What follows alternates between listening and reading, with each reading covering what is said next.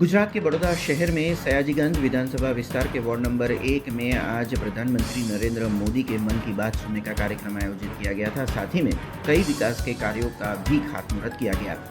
बड़ौदा शहर के सयाजीगंज विधानसभा विस्तार में वार्ड नंबर 1 में आए हुए विस्तार में अमन शेल्टर होम की जो दीवार है वो गिर गई थी, उसे एक बार फिर बनाने के लिए 11,40,000 रुपये की लागत के कामों का आज खातमुहूर्त किया गया था। साथ ही में छाणी रोड पर आए फतेहगंज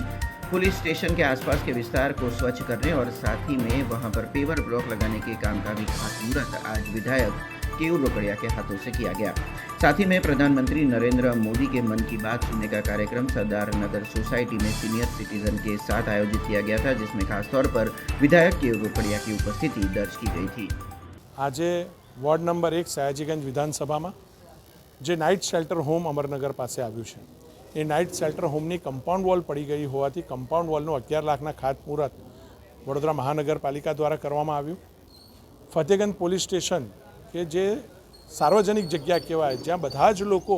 પોતાના પ્રશ્નો લઈને પહોંચતા હોય છે, તેના પાછળના ભાગમાં ખૂબ ભંગાર જેવી વસ્તુઓ પડી હતી અને એ જગ્યા પર પણ પેવડ બ્લોકનું આયોજન મારી ધારાસભ્ય તરીકેની 5 લાખની ગ્રાન્ટમાંથી અને માનનીય મેયર શ્રી પિંકીબેન સોનીની પણ 5 લાખની ગ્રાન્ટમાંથી પેવડ બ્લોકનું પણ આયોજન કરવામાં આવ્યું છે। લોક સુવિધાઓ વધે, લોકો તેનો ઉપયોગ વધારી શકે એના માટેના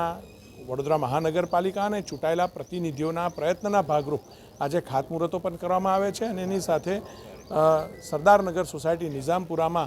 આજે સિનિયર સિટીઝનોની સાથે મન की बात જોવાનો કાર્યક્રમનું પણ આયોજન કરાયું છે। हमसे जुड़े रहने के लिए हमारे YouTube चैनल को सब्सक्राइब करें और नई वीडियो की नोटिफिकेशन के लिए बेल आइकॉन को दबाएं।